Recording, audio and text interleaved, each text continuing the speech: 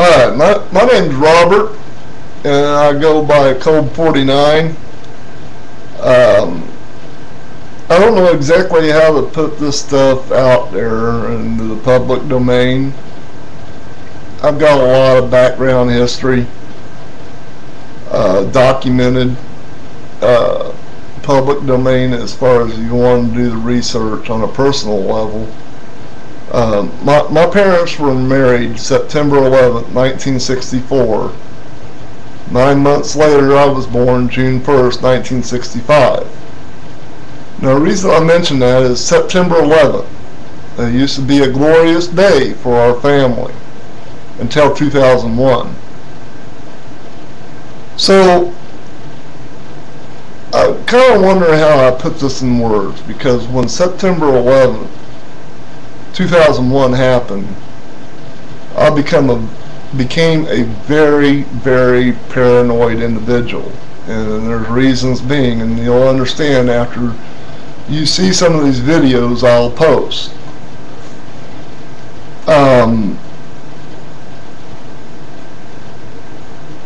Bill Cooper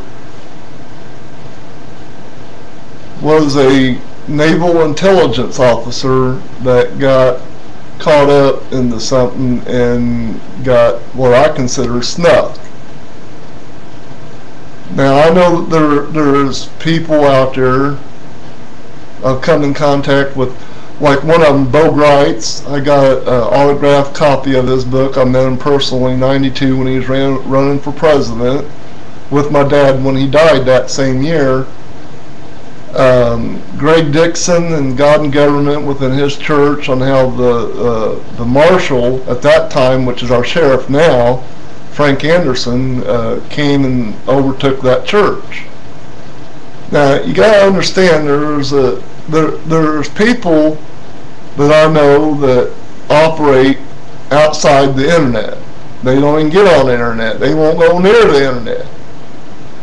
I go to the internet because I ain't afraid. I mean, why am I to be afraid of? I mean, well, I got a lot to be afraid of after you hear my story.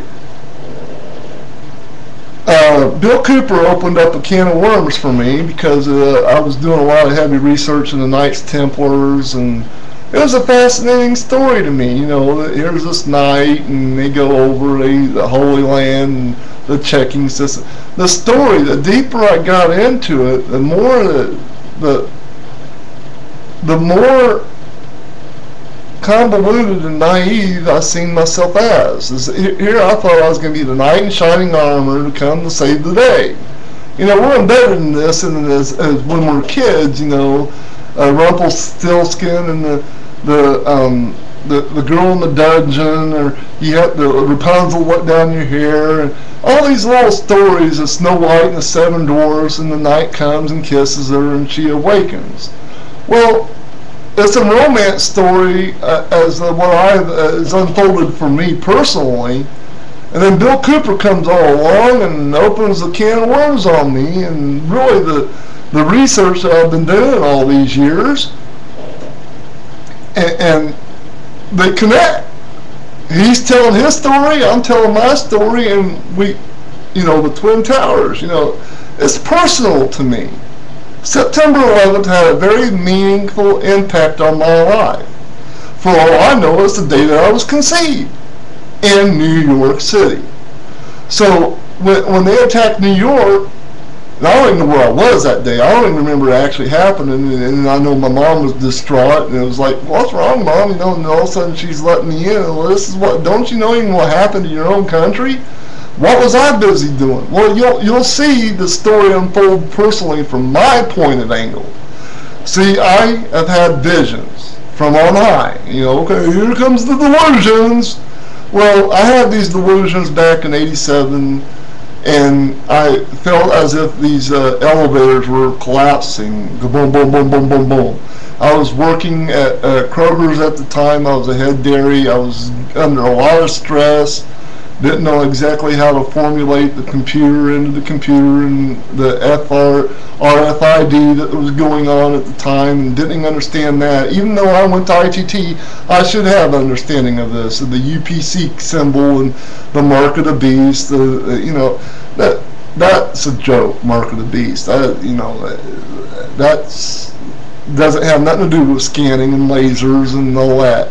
The Mark of the Beast on the number 666 has everything to do with Aleister Crowley and his demonic way of viewing religion. And I can get into that a little bit more as more videos come down. Just being 5 minutes into this, I'm wanting to say that my expertise in studies as far as 9/11 goes is into following the chain all the way from the Truman of the bomb to the Majestic 12 and all these scientists and stuff when they bring down and went underground and bring up the veil of secrecy. That's where it all started.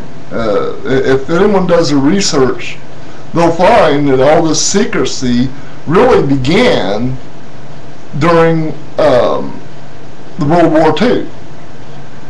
But the things that come out of there is Manchurian Candidate, MK Ultra, frequency, Tesla, Edison, Einstein, all the big gigantic scientists, bigwigs that was working on all these Tinkerbell stuff that we got going on now.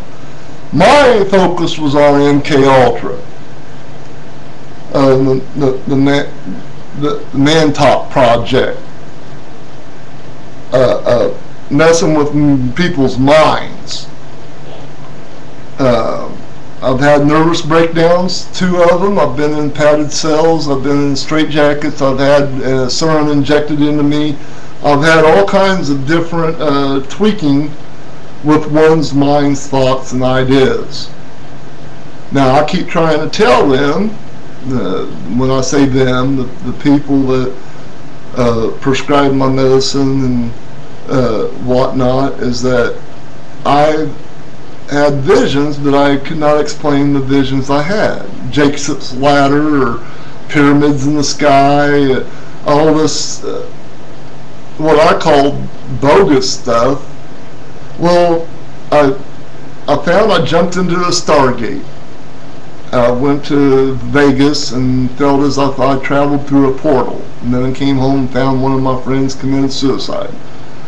I feel they're messing with my head, but I'm not letting them anymore. The research that I have found, that goes all the way back to the Truman Eisenhower, that has even the Knights Templars, all these secret societies embedded in them, all the way up into the Jason Society. That's where Bill Cooper opened my eyes, is that Friday the 13th, Jason being Friday the 13th, I've encoded into their movies, as far as Crystal Lake being also Groom Lake, Area 51. And the telekinesis and the experimentation that they have going on with us human beings, political prisoners, if you will, of me wanting to restore the Constitution back to where it was. Cruel and unusual punishment? Ha ha ha!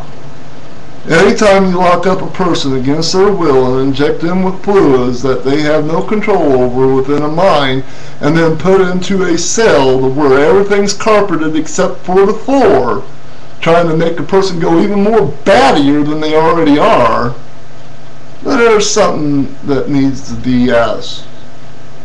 You don't find too many people like me that are able to just come out there on the doorstep and say, hey, quit fucking with me. I don't fuck with nobody, and I know I'm cussing. Hey, I got a right to. I'm vulgar. I'm waiting for them to come knock down my door and put me in another straitjacket. But this time, that straitjacket may be a coffin. I don't know. But 9/11, ha, jigs up, man.